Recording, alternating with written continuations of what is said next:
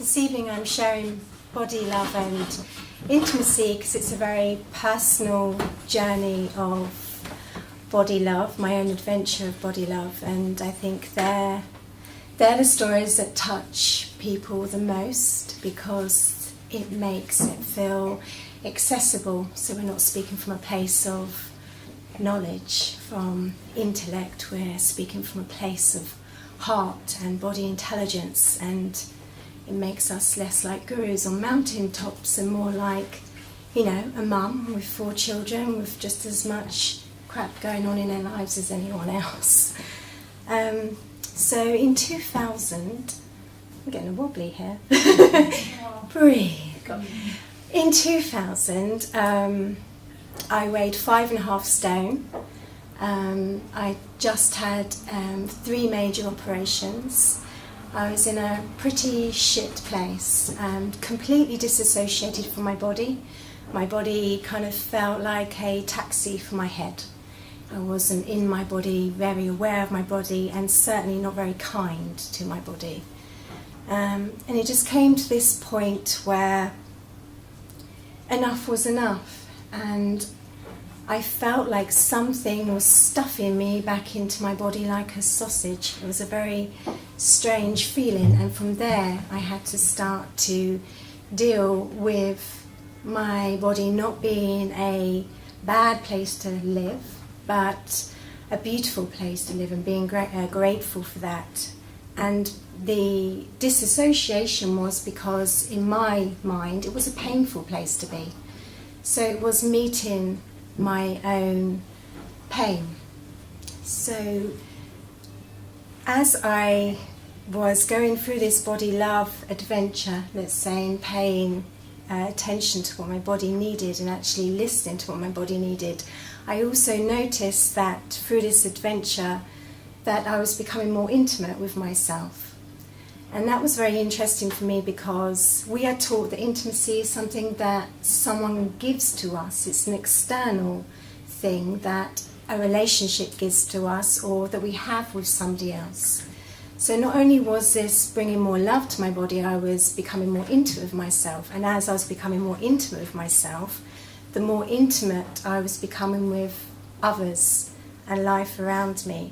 And it was almost like all the unspoken words, all the bullshit, all the beliefs I had about my body were these barriers as to why people couldn't come in, why there wasn't intimacy, and why life wasn't coming in and touching me, why I wasn't allowing myself to be touched, let's say, on an energetic, intimate level, not a physical level. So the more I moved into body love, the more intimacy I had with others and life around me, to the point where now I don't feel that I have any barriers and unspoken words around me. So I just want to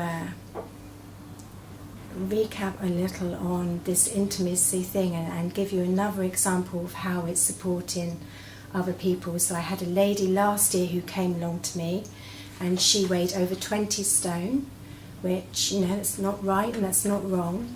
And she hadn't had a relationship for 15 years. She had vaginas, so she couldn't allow herself to be physical with anyone. And she would torture herself, literally self-sabotage herself with food. And through working through an adventure of body love, this woman, she became the sexiest beast I have ever seen. She would walk down the street with her as if she had this tail that was just like whoosh, and this wiggle. And she wasn't like purposely making herself lose weight to make herself love her body. She was loving her body, and the things were happening around her. And she had a boudoir shoot, and she was doing all these amazing things from loving her body more. And then as we start to finish our time together, she entered a relationship, and the vaginas, because we'd been working around that dissolved as well. And the vaginas was related to not allowing in. not allowing love in, not allowing intimacy in. So you can see all these ways in which our body prevents love and prevents intimacy. So how did I begin when I realised what a shit place I was in at 5.5 stone? So the first step I would suggest was I created a nest. It's really important if you think about a child or a bird or a seed. They need the right environment to grow. They need the right soil, they need the right foundations, they need good nourished soil. So I looked at my environment and what was in my environment that was telling me I was not perfect. So chucking away all the self-improvement books, scales, all those kind of things, because I didn't need improving. I was already perfect. So anything that's telling you need improving, chuck it out. I then filled my environment with words. I had the kids were young then. So glitter, felt tips. I had affirmations in my knicker drawer, on the mirror, open the cupboard to get the beans. There was an affirmation. And so it's like these words have power. They were making this nest for me to grow and feel loved. So there was a loving environment for me. And now affirmations, you know, can say, well, affirmations, do they really work? But if we're seeing stuff in our environment all day, every day, that's telling us we're imperfect and we're shit and we're not lovable and we're not worthy, that's sinking in on some level. So if we make an environment with loving words, then that is sinking in on some level. Affirmations, I think they're mindless bullshit. They're just like mantras. We're just saying them over and over again in our mind. And that's okay, but check in if you're saying an affirmation. Where is it feeling awkward in your body? Is it like, ugh, in your gut where you're not believing that? Or is it like a fluttering of anxiety?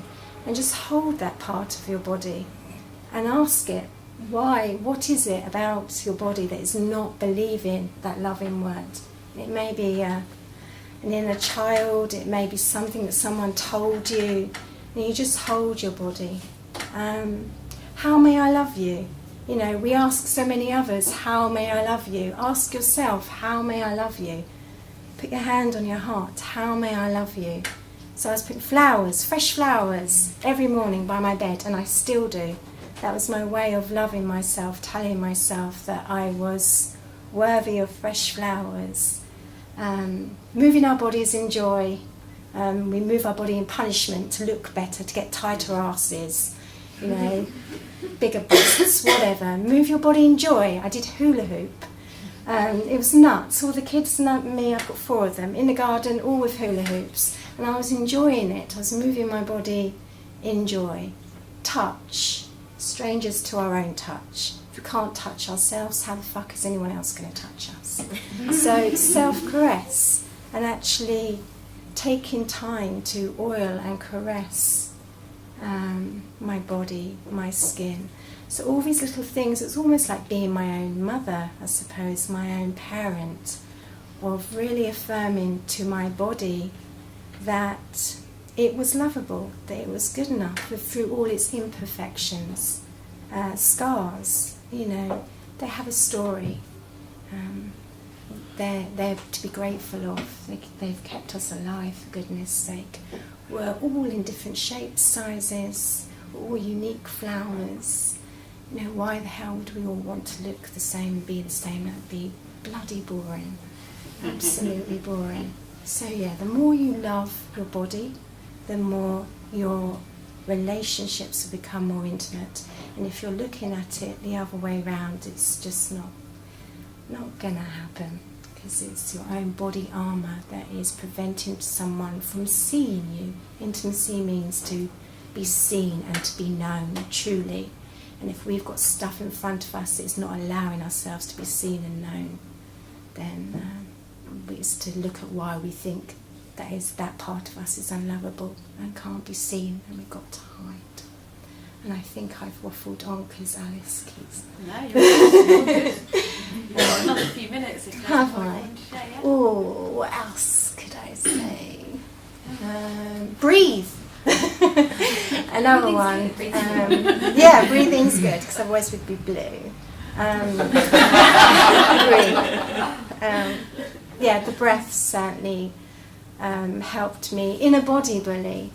The way we talk to ourselves. The way we talk to ourselves. We wouldn't talk to anyone else like that.